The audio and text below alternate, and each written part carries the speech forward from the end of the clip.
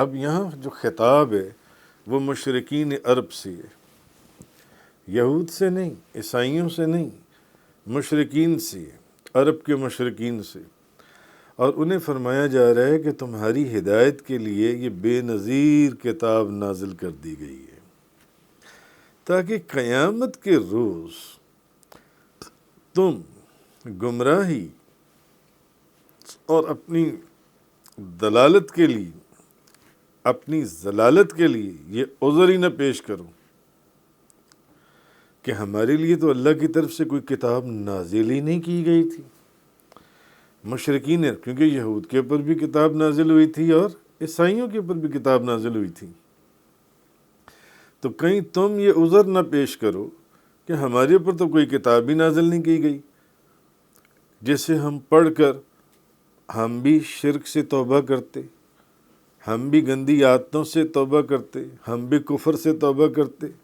اور ہم بھی اس کی توحید کو قبول کرتے۔ تو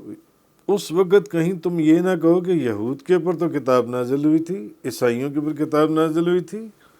تو ہمارے اوپر بھی کتاب نازل ہو جاتی۔ نہ، ہمارے اوپر تو کتاب نازل نہیں ہوئی تو ہم کیسے پڑھتے کتاب کو؟ اس لیے اگر ہم ایمان نہیں لائے تو اس میں ہمارا کیا قصور ہے؟ ہمیں تو کوئی کتاب دی نہیں گئی تھی۔ اب اس طرف اشارہ ہے، آگے یہ فرمایا کہ اگر قرآن حکیم تمہاری، اب کتاب تو نازل کر دی گئی، تو اگر قرآن حکیم تمہاری طرف نازل نہ کیا جاتا، اب آگے یہ فرمایا جا رہا ہے،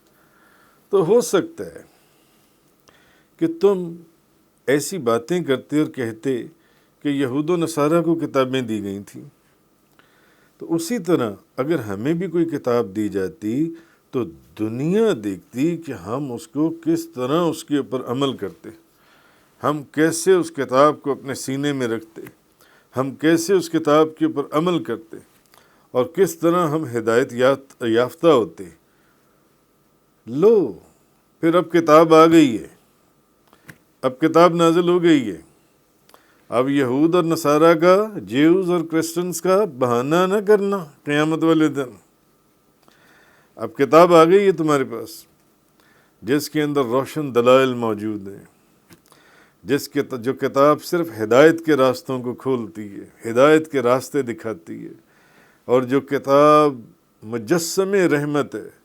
کہ جیسے ہی اس کتاب کو پکڑو گے رحمت کے بادل چھا جائیں گے۔ اب اس پر عمل کرو نا، اب عمل کیوں نہیں کرتے؟ تو تمہاری صرف یہی کوتاہی نہیں ہے، بلکہ تم اتنے ظالم ہو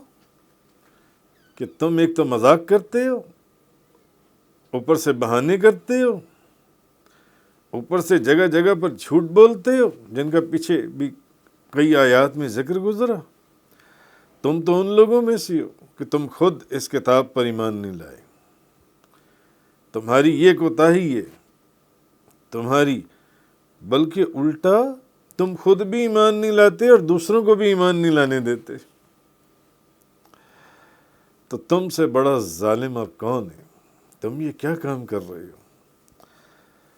تو اللہ عن قریب ان جھٹلانے والوں کو دوزخ کے سخت عذاب کی